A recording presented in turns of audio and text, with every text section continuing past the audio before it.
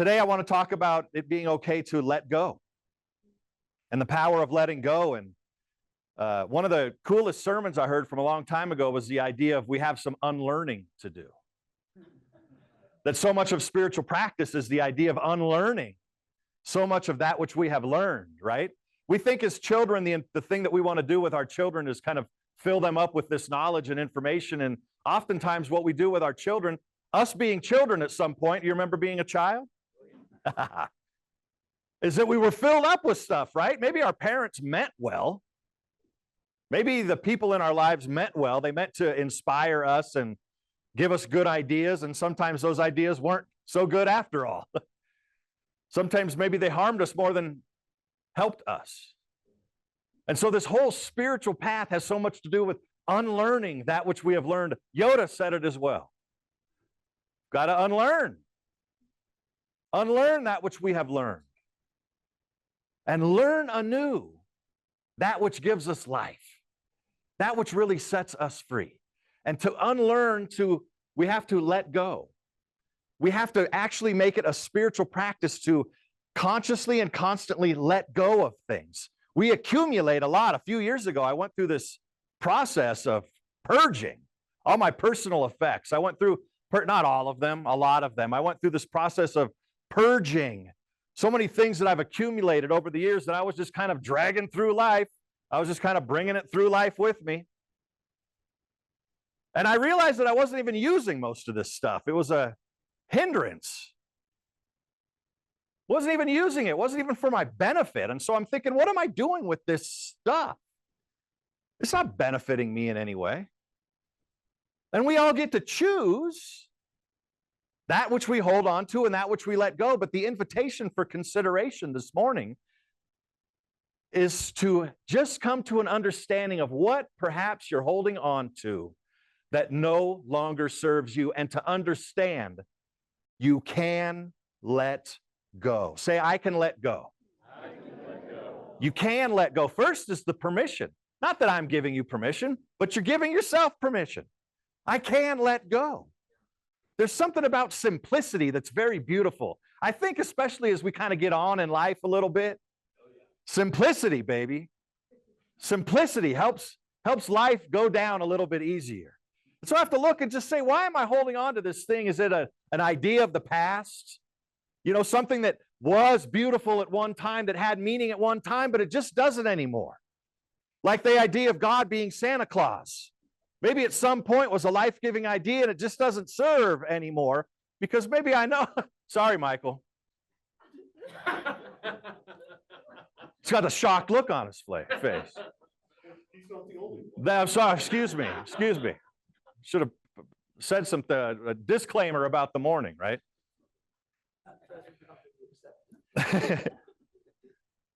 That there's this idea of God that we can come into a relationship with now, this idea of capital L life, this idea of harmony that we can come into relationship with that actually serves us more than this idea of Tooth Fairy and Santa Claus that we had when we were kids. And it's just natural maturation, but sometimes we need to be escorted along on our way a little bit. We just need to be reminded that it's okay to let go of what was and welcome what is. For anybody that's had anything to do with recovery, you know that one of the mainstays is just one day at a time. That today's the only day that I've got. How hard is it for me, Charles Hall? Let me consider for a moment in front of you publicly. How hard is it for me to let go of what was? And to let go of thinking about what may be and just live today. Just to welcome myself into the present moment is all the spiritual practice I really need. That's enough of a body of work, is to just be present in the moment. Consider that today's the only day that I've got, that it's the most important day that I'll ever have today. This Sunday, February 9th, is the most important day of our lives. It's the only one we've got. And so I ask myself today, what can I let go of that will bring me into the moment? All the mistakes that I've made in the past, and there's a bunch of doozies, aren't there? Oh man, do I just drag those along sometimes? All the stuff that I've done, all the ways that I've been foolish or inconsiderate, all of these things, can I let go of them? Can I be in a practice of letting go of them and bring my attention to today? All the dreams that I have about the future or the anxieties I have about how things go, can I let go of them and bring myself into today? And what happens if I do that? What gift is possible for me to receive today that I might have no idea was even possible because I was there, because I was there, because I wasn't here. But if I get myself here, the gift of this Sunday morning service, this community service being together, what gift do we have to experience today because we're here? Not because we have to, or because we think it's the thing to do, but because there's a yearning and a calling in our soul to get free. What are some of these things that I can let go of? Are you still holding on to a resentment? Are you resenting that person or that situation because ... There's an opportunity to let go today. There's an opportunity that sits before us today. It's simply a reminder. Oh, I can let go of that resentment. It didn't go my way and I was upset for a while, but I'm being reminded today that I can let go. I'm being reminded today that I can bring my attention into this moment. As Eric Butterworth said, is it easy? No. But is it worthwhile? Does it set me free? Does it give me life? Am I more in touch with my heart? Am I more alive? Am I more loving and more kind, compassionate, considerate, alive, vital, giving more of my gift to the world, not sucking away life, but giving life? And I would venture to say, this is the relationship that all of us desire. To some extent, desiring a relationship to feel more vitalized, more alive. There was a period in my life where I woke up every morning filled with anxiety. I was so anxious that just about if I look at this year period, I vomited every morning from being so anxious that there were probably maybe a handful or a couple handfuls of days during that year period of time where I didn't have a physical reaction to the amount of anxiety that I was feeling. Fraught with anxiety, filled with anxiety, lost in anxiety. Lost in anxiety, forgetting that there's something that I could do about it. Eventually, I did something about it, and life's better now. And that's a story for another day. But isn't it nice to be reminded? See, I was lost. I didn't even remember that there's something that I could do about it. I was so lost, I wasn't even hearing friends tell me there's something I could do about it. I was so in it. Now, there's an opportunity for us to be in it. You can indulge that anxiety. I can indulge it if I want to. It makes it even more challenging when I'm lost in it. But ask yourself this morning, what do I really want? What's the experience of my life that I really, really want? And if we get down to it, there's probably a few values that emerge, probably a few ideas that emerge. More life, more consideration, more compassion, more self-love, more freedom, more financial wherewithal, et cetera, et cetera, et cetera. We've all got a list of the things that we want, what we really want. Today, I want you to consider on the road to what you really want, the life that you really desire, what needs to be let go of. And the revelation might not happen when we're just sitting here for this hour together, but to have it be on your mind, and I know it's Super Bowl Sunday and people have got things that they've got going on. I know it. It's an exciting day for a lot of people, but just take 10 minutes from time to time throughout the course of the day, 5 minutes, and just say, oh, what can I let go of? As a mantra, as a question, as a mantra for the day, for the week.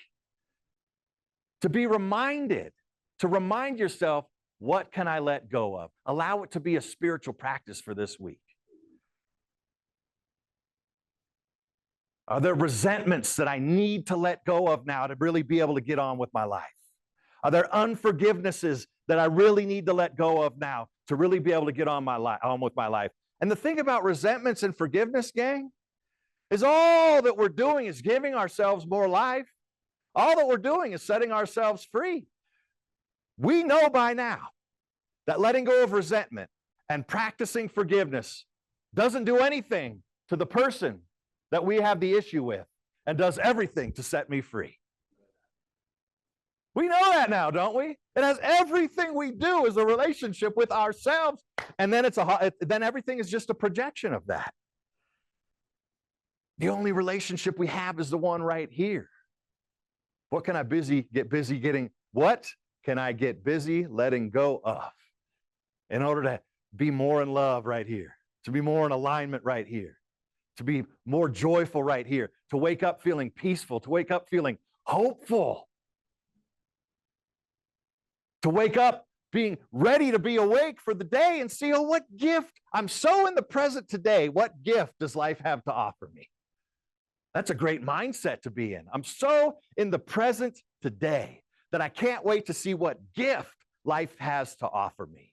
Now, many of us are deeply, deeply, deeply entrenched in our resentments. Deeply entrenched in our resentments. This person for what they did 20 years ago, life just simply because I'm alive during this time.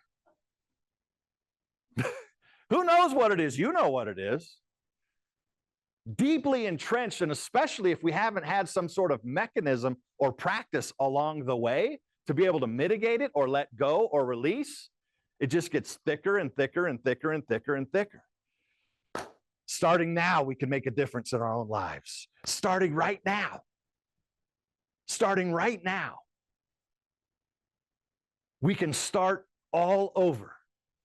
We can begin again. There's a song by Ricky Byers. It's called Begin Again. It's all about beginning again. Go figure. You can begin again right now. Say, I can begin again. I can begin again. It's important when you say it, you feel your vibration, right? It does something to your whole system.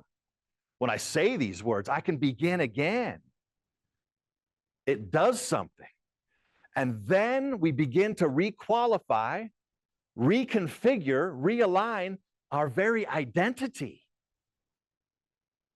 Who I identify myself as, who I identify myself with, what I identify myself with. You see, when I'm getting free, when I'm finding more joy, when I'm finding more peace, when I'm finding more love, when I'm expressing more forgiveness and all of these types of things, then the world around us starts to change. Why? Because I've changed. Why? Because the only relationship I really have is the one right here. And I want to get busy nurturing it, baby. I want to get busy tending to this garden.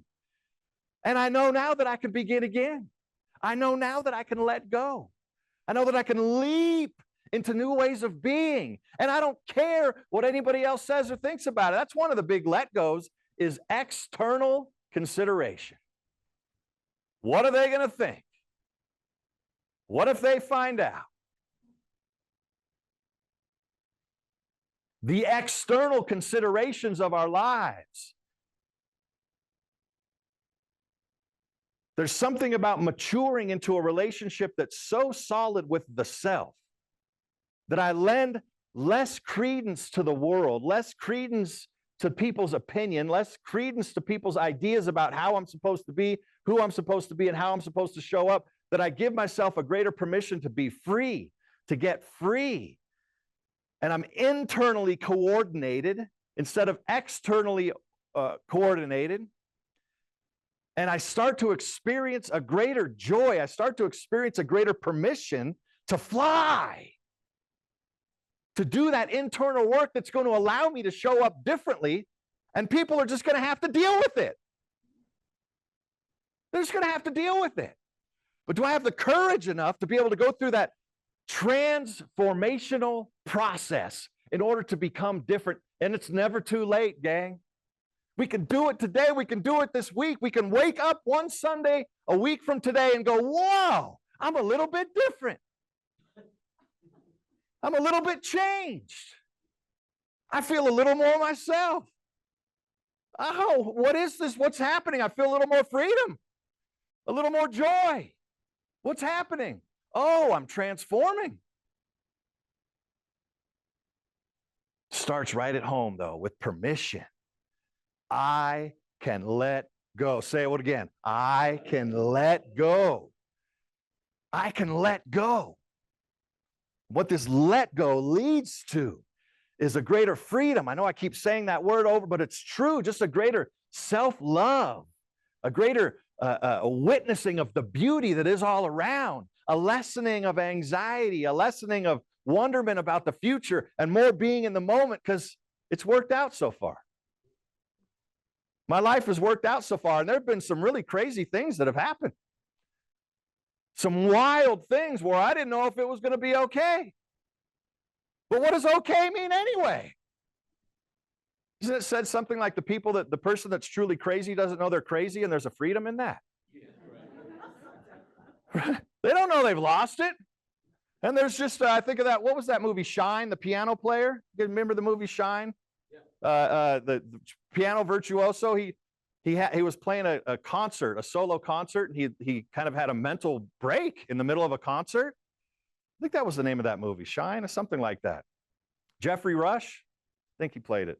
Anyway, he had a mental break in the middle of this concert and like collapsed and was crazy for the rest of his life after that. But he didn't know and he didn't care. He just walked around in his underwear, leaving the house in his underwear.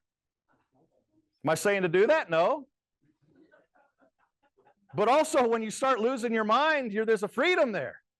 Losing the connection to how the mind has been. Losing our construct of how our mind and our relationship to the world is supposed to be. Freedom. Freedom. Most of us are very smart. Too smart for our own britches sometimes. Too smart to know to let go. Too smart to know it's time to let go, thinking that something that's old is still feeding us today. And I'm saying we can give ourselves permission to let go. Let go. Only you know what needs to be let go of. I'm saying take an inventory this week. I'm saying get out a pen and a pad in your journal. And what's it time to let go of? Just start with an idea. Just start with the permission, right? Then start with an idea. Oh, it's time to let go of ... Time to let go of that relationship. Some are hard. Some are harder than others. Most of it, though, is consider the internal job, the internal mechanism. It's time to let go of my belief in. It's time to let go of associating with as part of our relationship with ourselves. And then we start to see a body of work that lies before us. And then you know what we can do, gang? Then you know what we can do? We can ask for help. We can ask for help from trusted people, from spiritual advisors, from trusted friends, from people that you know have your well-being in mind, because there's plenty of relationships that just keep our constructs in order, right? They help keep our lives together. And those are valuable and beautiful relationships too. But we're talking about getting free, and it might be that you need to go to another source. And you know what? I'm really ready to break free, and I need some help. And ask for help. And get some help with it. And there's help around everywhere. There's help right here. I look out and I see a body of individuals, because you're individuals and a community, because you're here this morning, that we are here by divine contract. And so there's some part of you that's ready to let go of something. And I'm saying, let's be about it this week. What do you say? Are you with me? Yeah. Let's do it. All that's going to happen on the other side of it is more you. What does more you even mean? I was about to be done with my sermon, but now I've got one more thing to say. What does more you even mean? It has to be more joy. It has to be that. Because remember, as we discussed last week, We live in a spiritual construct, in a system that is designed to support us. We live in a system, in a spiritual configuration, in a harmony that's designed to support you. Specifically, you are so special. You are so beautiful and magnificent that the power and presence and love of life itself breathed into you and said, yes, you must be. You must be. And that's why you're here. So whatever's going on, and I know there's plenty going on for us individually, whatever's happening, know that I live in a spiritual system that's designed to support me because I am. Because I am. And I'm saying, let's start adding unto I am the stuff that we're going to be grateful to add unto I am. I am beautiful. I am powerful. I am solution-oriented. I am, et cetera, et cetera. I am. Add it.